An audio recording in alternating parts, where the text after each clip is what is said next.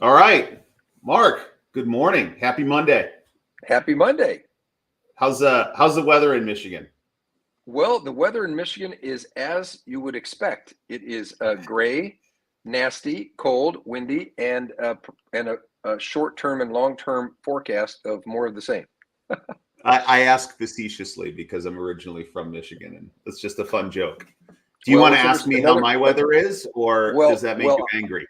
since we're here to talk, well, no, since we're here to talk about right RIA, is that Michigan has always been a good place to be in the restoration business because we have all Mhm. four seasons. We have the changes in the extreme temperatures from extreme, heat to cold and all that sort of thing. So I know how the weather is in Hawaii, and yes, mahalo.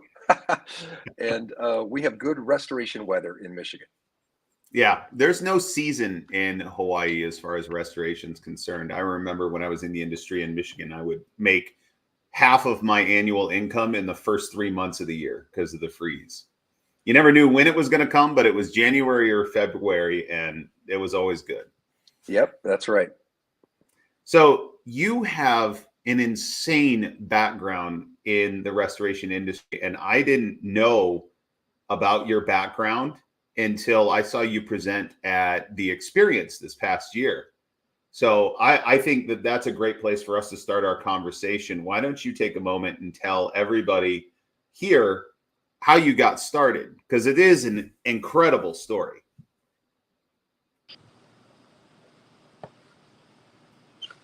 Okay, I lost.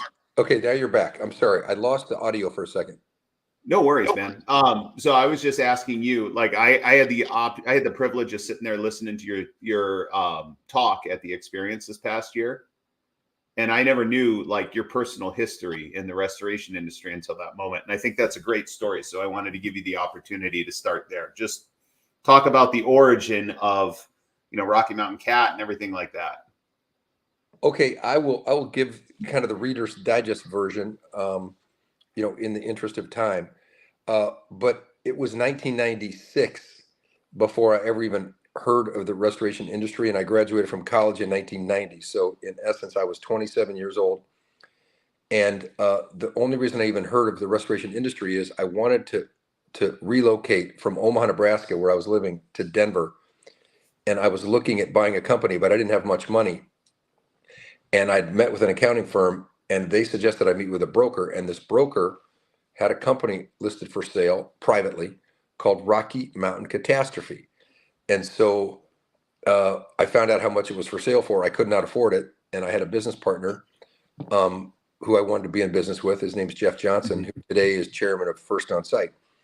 But anyway, Jeff and I still went to the meeting, and once we learned of the restoration industry, we're like, wow. And then we learned specifically about Rocky Mountain Catastrophe. Jeff and I could not afford the business, but we looked at each other and said, we can't afford not to. This sounds too amazing. Mm-hmm. So I entered the restoration industry with Jeff Johnson when we were 50-50 partners, and we bought Rocky Mountain Catastrophe. And over that period of time, over the next 3 years, we experienced significant growth. So we were a small independent. That small independent was a DKI member. So we ended up with great exposure to the amazing industry through the other DKI members at the time, Mm-hmm. both in the US and Canada. And then we also did our first storm work in fall of 96 with Hurricane Fran in Wilmington, North Carolina. And then we ended up doing our first kind of flood work in 1997 when the Red River flooded in Grand Forks and in Fargo, North Dakota. So, Mm-hmm.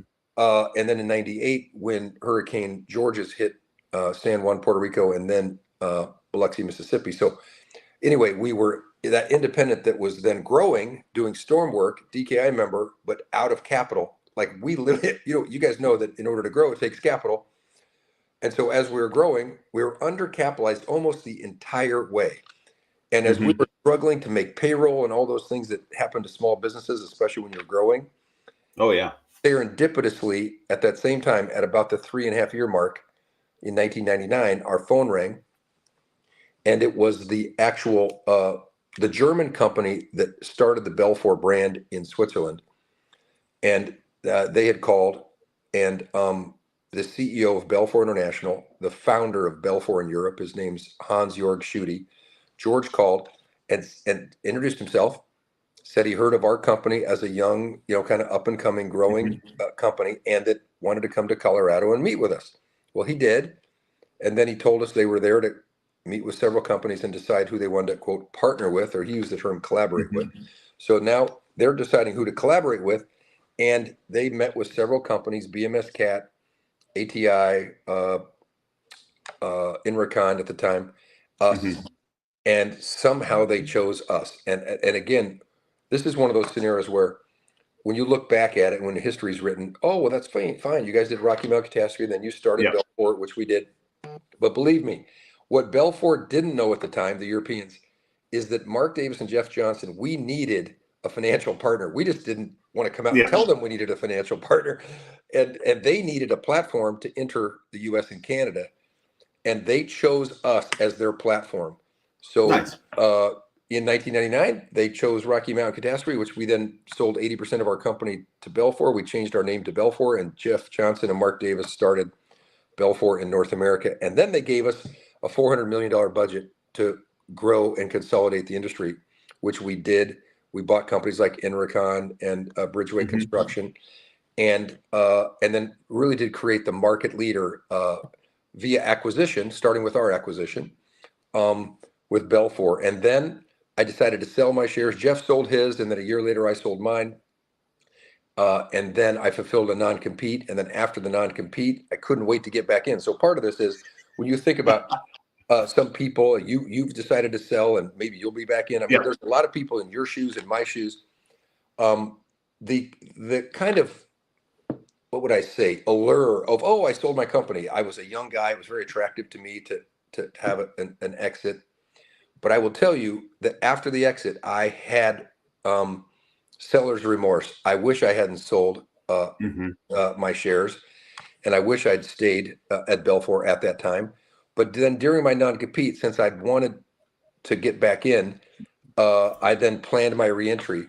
And then my reentry point after my non-compete was with a private equity firm that had purchased Instar from ServiceMaster, and it was a turnaround. And I hadn't ever done a turnaround before, but it did work. The private equity firm bought it. They brought me in as the CEO. We had a very successful financial turnaround, but it wasn't because of me. It was because of Hurricane. Is that Hurricane Ike happened at about that same time. We had a big spike in business. The financials looked great. But the private equity firm and I just did not see eye to eye on how we were going to do things. So I exited, fulfilled another non-compete. And during that time, that's when I said, okay, what worked the first time? I had an excellent partner. His name was Jeff Johnson. And we bought a mom and pop and we grew it. And that's what I'm going to do again. So I chose Frank Torrey as my partner this time, this amazing businessman in Michigan. We found a platform similar to Rocky Mountain Cat. It was called Signal. And we bought Signal in 2012. And so that was now, almost 12 years ago.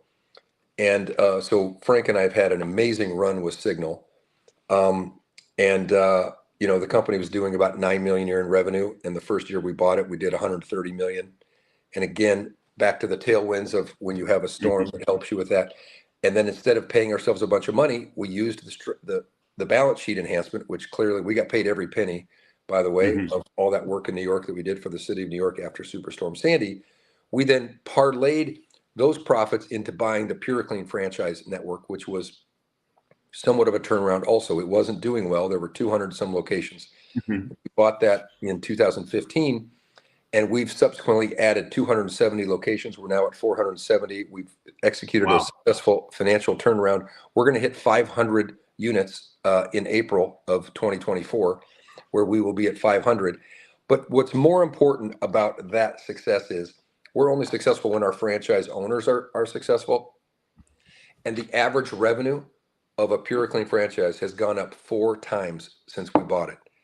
So it may be nice that we'll have added 300 locations. Yes, that's great for Mark and Frank. But what's really great for the franchise owners is we've been a 4X. We've driven revenue. I can't say the names of the insurance companies that we have signed up as national accounts, but I can tell you that we've signed up 3 of the top 5 national carriers under direct repair programs. So we were able to send out this year will be about 100 million of direct assignment revenue to our franchise owners without any marketing expense on their part. And that number is growing by 25% every year. So we expect that number to double in the next 3 years or so. And so that's it. We own Signal, which does just commercial work, and it's project based. So we do it all, whether it's U.S., the Caribbean. It's all 50 states, Guam, Hawaii, and Puerto Rico, and anywhere in the Caribbean. And then with Puroclean, we are in 44 of the 50 states in the U.S., and we're in every province of Canada except Quebec. And in Canada, we have 46 locations. And our Canadian operation is experiencing tremendous growth as well. So Nice. That's kind of the Reader's Digest version. I am no longer going to be, the plan is that I love this business, and in some form or fashion, I'm going to be in it. Because in both cases, when I sold, I experienced some seller's remorse in that I wish I hadn't done that. This, whether it's a recession that some say we're under now, or a pandemic, or certainly I was involved, in the company back, after the last financial crisis of 08, is that in my 28 years of being connected to this industry, the one thing I know is it's resilient. And so I hope to be affiliated with the industry. No worries. So yeah, that's an incredible story, man. What, you brought up a hot topic like direct repair networks. What, as somebody who's standing on the franchisor side of the equation, how do you feel about direct repair? The whole, like, whether it's TPA or, a franchise system going directly to carriers and setting up agreements. Do you think that is better for the industry, or do you think that creates a challenge for the industry? Oh, your audio's dead.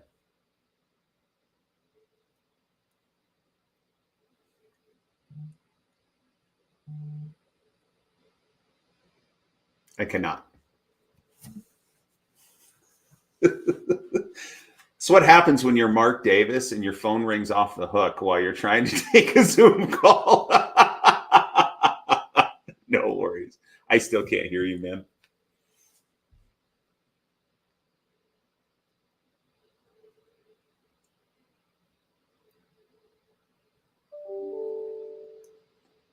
Maybe drop out and come back in. That might help. Yep. I'll sit tight. Well, there you go. So I guess you guys get to sit here and talk to me for a second. I think one of the things that I've always enjoyed about every single time I've sat down with Mark Davis and had a conversation, right, as opposed to in a formalized setting, it has always impressed me how real and down to earth he is, and how easy it is for us to talk together. Got you back? Okay, can you hear me now? I got you now. Okay, so the question was direct repair networks from the franchisor side. Do you feel like it's a benefit to the industry or a challenge for the industry? Well, that's interesting, because I think it's both, depending on what your perspective is. If you don't believe in them, I think it's one of those where you may not like it because the insurance companies are more demanding. But there's an old saying in business, and it's called the golden rule. And the golden rule in business, as it's defined, is he or she with the gold rules. And the insurance companies have the gold. So I always follow the golden rule, is that he or she, in this case being the insurance companies, they have the gold. They're going to change the rules. They want things to be more efficient. They want to hold contractors more accountable. They want better value. All those things. Is that although it may not be as convenient for restorers, it's back to the golden rule. So I've embraced program work. In fact, I can tell you this: in 1996, when Jeff and I bought Rocky Mountain Catastrophe, and we were DKI members, and again, it was helpful to be a DKI member. I also discovered that we were founding members of Prism, and Prism was the first. contractor repair network that ended up becoming Contractor Connection. Well, that was the way to get USAA work. If you wanted USAA work in Denver in 1996, you had to be a Prism contractor. So I've actually been involved with it since its inception, and I'm a believer in it. I also don't just build our business off of it. And as we bring in new Puroclean franchise owners, for example, and we train them, although we have the benefit of these accounts, number one, we don't put them on automatically because we don't want that to be a crutch. And number two, Yep. when they are when they're trained up and qualified, we still say this should just be a complement to your business. And we don't ever believe, and this is what we recommend at Puroclean. We recommend that program work not be more than 25% of their annual revenue. And then that Yep. way you look at it as a balance and say, okay, any company, whether it's independent or a franchise system or part of, that is too heavily dependent on program work, I think is putting themselves up for some potential challenges. But as you think about revenue in our industry, which can be lumpy, it can be up and down. Oh yeah. Yeah, it can. Consistent and steady program work, especially if your SLAs are in line, if you're performing at a high level, and if you're getting the best scores you can from Contractor Connection or the best scores from Alacrity or whoever it is, or if you're if you're part of a franchise system and you're performing at the highest level, most of those have algorithms that will get you a higher percentage of the claims. So that goes back to, again, it's forced to make people more efficient. There are expenses related to that, and I've heard a lot of independents and a lot of even franchise operators say, "Wow, it's just too expensive." That's why you have to weigh it. It's a business decision. But I've seen operators make that decision and go all in on program work and be incredibly successful at it. Yep. And I have so, too. and that's why I look at it and say, it's definitely the golden rule. And you also then see, okay, well, what percentage and all that, even with the insurance companies that have the programs, if you were to ask them, and each one's different, obviously, what percentage of their claims actually go through their direct repair program? It's still less than 50% with most carriers from what I've talked to. So Yeah. that means that there's still lots of opportunity for work outside of program work. And then you're still talking about maybe only a handful of actual carriers that have formal programs when and so it's so fragmented. Again, the number one thing I love about the industry is this fragmentation. And if program work is something people choose to do, if they really commit to it, they can add it to their arsenal and be successful. If they go in and out with it and don't give it the true commitment, I don't think it'll work for them in the long run. I completely agree with you. So that being said, what do you see as the greatest challenge that our industry is going to face in the next 5 years? Well, interesting. I think technology and the reason I call it a challenge, because usually when there's a challenge, it's an opportunity at the same time.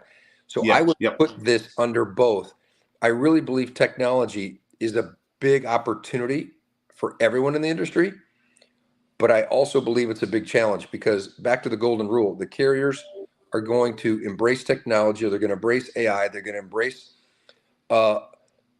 being more efficient, and again, think about why they even had the Actors Guild and the writers strike. That was because they were afraid of technology replacing the human element, right? And they even wanted to negotiate. And obviously, insurance companies know that one of their biggest expenses is, whether it be adjusting or consulting and all that sort of thing, is how do they cut that down? So AI is going to be a big part of that.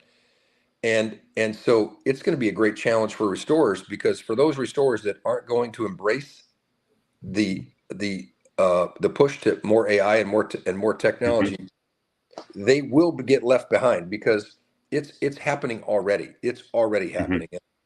And for example, the Interconnect conference, through CoreLogic is one of those upcoming conferences in the first quarter that I attend with open eyes, right? Because they're definitely on one of the organizations on the front end of innovation regarding technology and the carrier. What do? You go to that conference and you also pay attention to what carriers are there. Because when you see carriers that are there, you're like, okay, that's who they're talking to.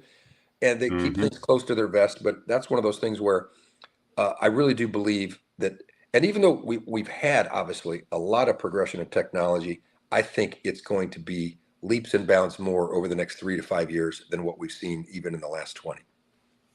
I can agree with you absolutely, and I think one of the things that I'm most excited about is um, the AI that will occur with all the field data capture that we're now seeing in the industry with geospatial and the development of apps and making it easier for technicians to gather information from the field. What can we do with that data? How can we build better mousetraps out of our businesses? I think that's an area that always gets my attention for sure. Yep. Why'd you join the board? You've been here for what?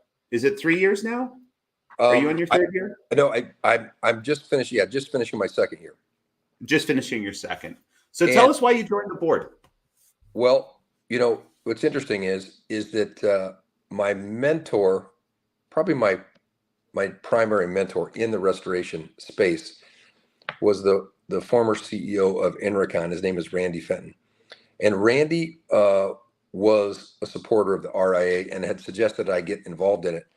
And I didn't much get involved early on, but I really was paying attention to some things that the RA was doing over the last couple of years before I was asked to run.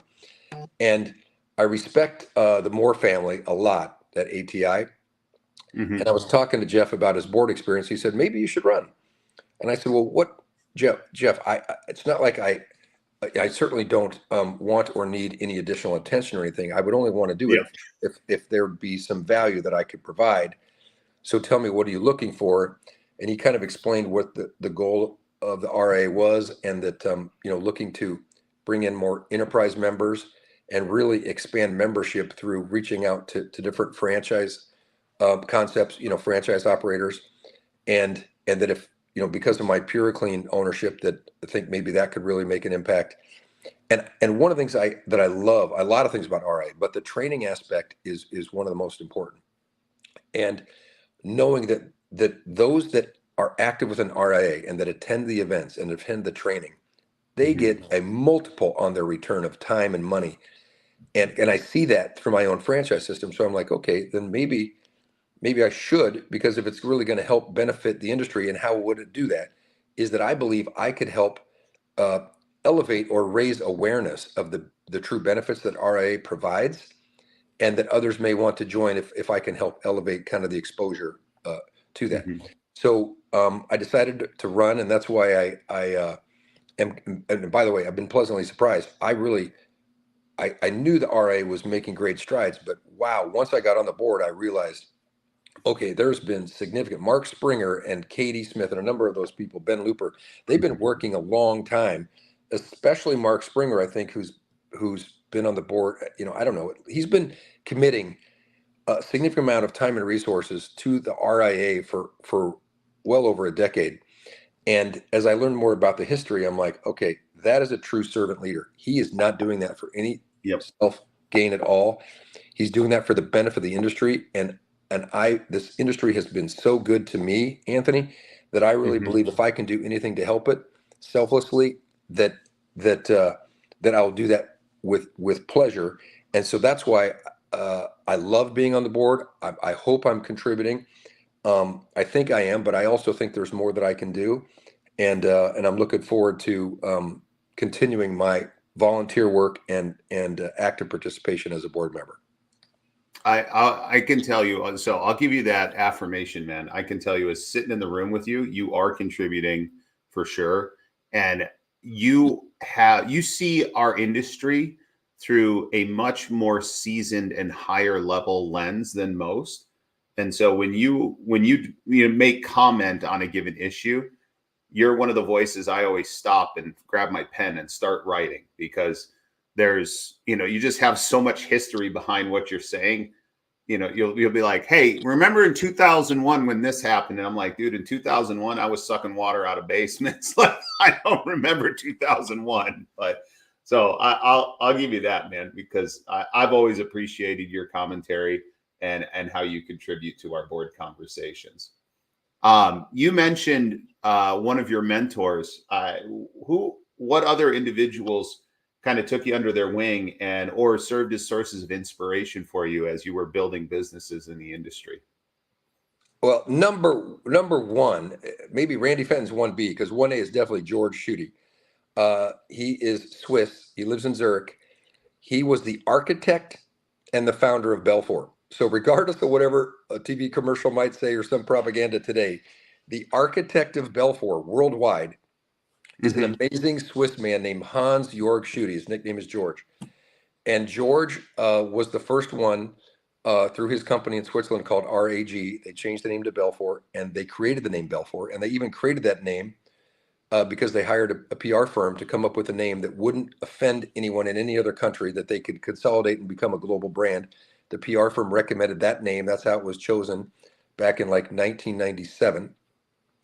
And so when he was growing Belfour and they were buying companies in all Western European countries, they bought a company in France, then Eugene Lisbon, his name, then they bought a company in England, and then they bought a company in Italy, etc. And as they were buying those, they would change their name to Belfour.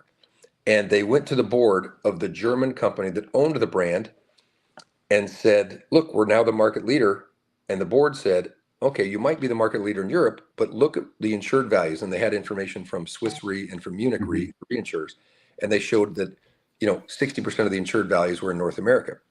So they said, after you go to North America and you plant your flag, then you can tell us that you're the market leader. So that's that story about how then we were contacted. So definitely George Schutte. And then Randy Fenton, as I mentioned before, truly, he was the architect of the growth and success of Enricon. And he started the consolidation of the industry with Masco as his partner, with the family business that his father, Sam Fenton, had started back in 1948 as Quality Awning in Michigan. And so those are probably my two, definitely 1A, 1B mentors. They're both great people. I stay in touch with actually both of them to this day on at least an annual level, and they're just great human beings. Awesome. So since you've had the opportunity to start over a couple times, this will be a fun question. If you had $100,000 to start a restoration business today, how would you deploy that capital? Okay, that's a great question, and I've actually thought about that before. I have had to reinvent myself. I can see you thinking about it. Okay, yeah, right. So, I only had 100,000 in 1996. Now I know that's $1996, but that's all I had, and that's all Jeff Johnson had. But we ended up finding a way to borrow all this money because we didn't know any better. But I don't know that I'd do that again today. We had some other. I think honestly, what I do, even though I've certainly had some success, Anthony, is that I would probably take that $100,000 and put it in the bank because you can get some interest rates on it, and I would go work for a restoration company with a great reputation, and I would learn the business as I'm getting paid.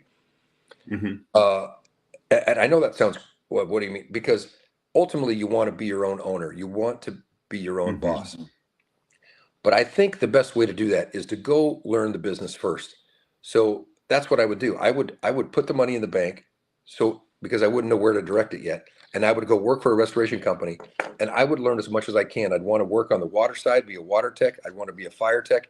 I'd want to learn the mold business and learn Exactimate and learn Symbility and CoreLogic. Basically learn the language of the industry, and at least for a year. And if you're in the business for a year and you learn how to estimate and you learn how to actually, you learn where the costs are associated against the revenue, and then learn how we communicate with vendors as well and partners as well as with insurance companies and TPAs.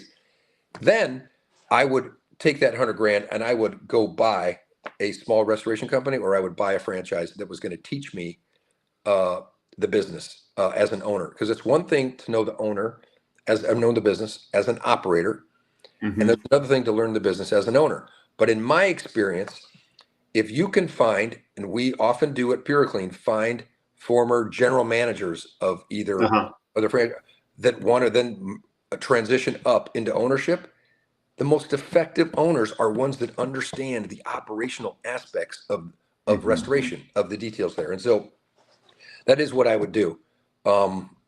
And the good news is, part of what I love about what I do now, I get to work with people that have made that decision to to put 100 or whatever the number is Mhm. into a small business and start from scratch and try to grow it. And that's part of my motivation too, is I get to live that on the other side of it by mentoring people of all ages, of all demographics, of all backgrounds, uh, and that have decided to enter the restoration space Mhm. and put that 100 grand down, if you will, to bet on themselves and to bet on this industry. So, kind of through that same lens, what's the one piece of advice you'd give any restorer that's kind of made that investment already and they're in their first or second year of business? Wow, you know, that's the whole thing. Is this business is not for everybody. So, uh, as it relates to patience is key because it is a volatile business. And there are quiet times, and the quiet times in this business can really cause all sorts of issues: anxiety, Mhm. concern. The phone's ringing. You look at the phone and say, "How do I get this thing to ring?" Okay. Yeah.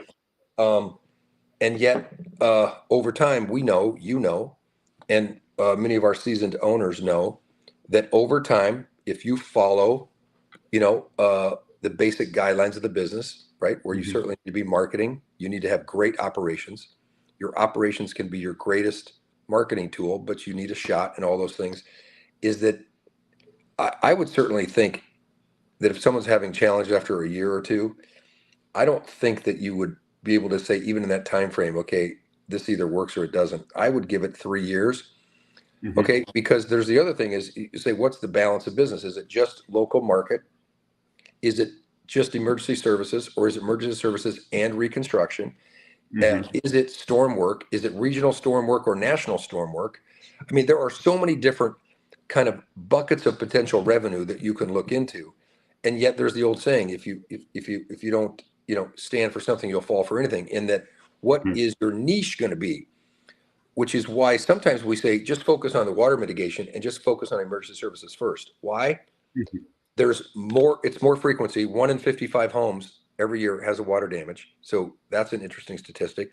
And as we know about our business, it's the highest margin business with the shortest project duration. The Mhm. average water damage, residential water damage, is 3.5 days. And we know what the margin range is. And we know that we typically get paid less than 30 days. And so you can do the math on that and say you can build a low overhead business Mhm. based on that model. And what I also see people do, unfortunately, is you see them have a good year and then they buy a bunch of equipment and maybe even buy desiccants or something that they're not going to use very often. And Oh, that's I where had all one of those. yeah, right. Yep. And then it just ends up being a trophy in the parking lot that you can tell the story about when you made Yep. enough money to buy it that year. Is that, that's why being part of a network of any kind, a network of peers, which the RIA happens to be that, at probably the most cost effective, and the most, no, but there's not an agenda. People at RA don't have an agenda of this brand or that brand. It is truly Yep. about helping educate restorers on being better operators. And Mhm. so how else do you do that? You collaborate, you network, you idea exchange with other RA members, most of whom have been in your same scenario before. That's why you attend convention and you attend, other regional events, because you'll meet up with those people that, for one reason or another, and that's where most of my learning came from. I can really thank, DKI and even the RIA for so much of that exposure early on, for helping me with ideas like that, because uh, there is no one path. That's the other thing, is you'll see so many different successful Mhm. restorers that took a different path. And that's why I want to bring up Mark Springer again. If you look at the demographics of where he was successful in Montana, it is mind boggling if you look at how few people live in that Yep. geographic area and what his revenue per head count ended up being. So when people say, "Oh, my territory is not big enough," that's just not true, because people like Mark Springer and other operators like can prove that to me. So again, you got to define who you are, and then don't be afraid to go out and ask for help. And the RIA is one of the best places that any restorer can go look for help. Do you know that Montana has less people than Hawaii? Oh yeah, yep. I didn't know that until that, like, as you brought it up, I'm like, I gotta Google how many people live in Montana. 1.1 million. Hawaii has like 1.6, 1.7. But Yeah, incredible. it's kind of nuts. Well, last question I have for you. What's your favorite part of the business? Like, because you seem to be wired a little bit like me in the fact that it is the complexity that keeps you engaged. If it wasn't so difficult and challenging, you'd get bored. But if I had to say, all right, Mark, you have to go work one role at Signal today, what would you choose? Well, I was at, I'll send you the video when we hang up. I received a call yesterday from a friend of mine Sunday morning at 11:30 saying that one of his friends who owns real estate had a building that he owns have a fire. Mhm. And so literally, you talk about blood pumping. This is, I'm like, okay, please give me his information. So gave me the guy's information. I text him. 6 minutes later, he texts me back. He said, it's the tenant's responsibility. I said, well, sir, if you don't mind, could I please have the tenant's information? I'll just send him. Anyway, I was able to, within, I don't know, about a 30-minute period, establish direct communication with the tenant who was responsible for it. And she said she'd already called somebody, but they couldn't be there till tomorrow. I said we could be there within 2 hours. I then got my crew ready to go. We were there in less than 2 hours, and then I left a charity event where we were making sausage actually for Gleaners Food Bank to give to the those less privileged for Christmas in Michigan. And I left and I went on site and I took a video for the building owner to send it to him that we were on site, that we were already mitigating. Anyway, the rush of knowing that you're doing something to help someone in need is something that never gets old. It never, ever gets old. It does get my blood pumping. And so that's on the operating side. But that same passion that I get and that adrenaline rush of helping people is on the franchise side when a new franchise owner comes in and they want to enter this industry and they want to serve others and helping show them a method and a system of operating a successful business in this space where they can be doing the same thing. That's that same feeling, and I get to do it over and over and over again. So as you know, I've left the industry twice, and it's the thing I miss the most. Because there's lots of industries you can make money in, and certainly some that you can make more consistent revenue in and all that. But I have never known another business where you get the satisfaction of serving others and of truly making an impact in your community and in the lives of other people in a way, and at the same time make a fair profit. So that's my motivation. Wow. That was very well said. Thank you. Do you have anything you'd like to share in closing? I think for anybody in the restoration space that's always looking at time is your greatest asset. You could lose money and you can make it back. Think about a project. Maybe you didn't make the right margin, but and maybe even an insurance adjuster or a consultant wants you to take a haircut, but you're investing in the relationship, and then maybe the next month or the next quarter it comes back to you. But if you waste time, you cannot get time back. And so I've always thought to myself, I'll take risks, but on allocation of time, you certainly want to make the best decisions you can on time. The investment of time as a restorer into an RIA, not just membership, but engaging it, will always prove to be a valuable return on investment. But I know that that's the one thing that some people say, oh, I don't know if I should do it or not. It isn't, but the dues are certainly reasonable, and there's great benefits. Okay, with other discounts, if you think about all the other, the once you procurement really stuff, yeah. drill down on all those the true financial benefits of being an RMA member, it can pay for itself. So then you look at it and say, but do I have the time? And all I can advise any restorer is that you can't afford not to take that time, because you're investing in relationships, you're investing in a network, and you're investing in building up your toolbox that becomes more valuable with that knowledge and with that network and with that expertise. Awesome. Thank you for taking some time to talk story. I know you're a very, very, very busy man. And from me to you, I appreciate you taking the time to sit down and give everybody the opportunity to learn a little bit more about you. Well, thanks, Anthony. I'm happy to help in any way I can. Awesome. Take care, man. Have a great Monday. Okay, happy holidays. Take care.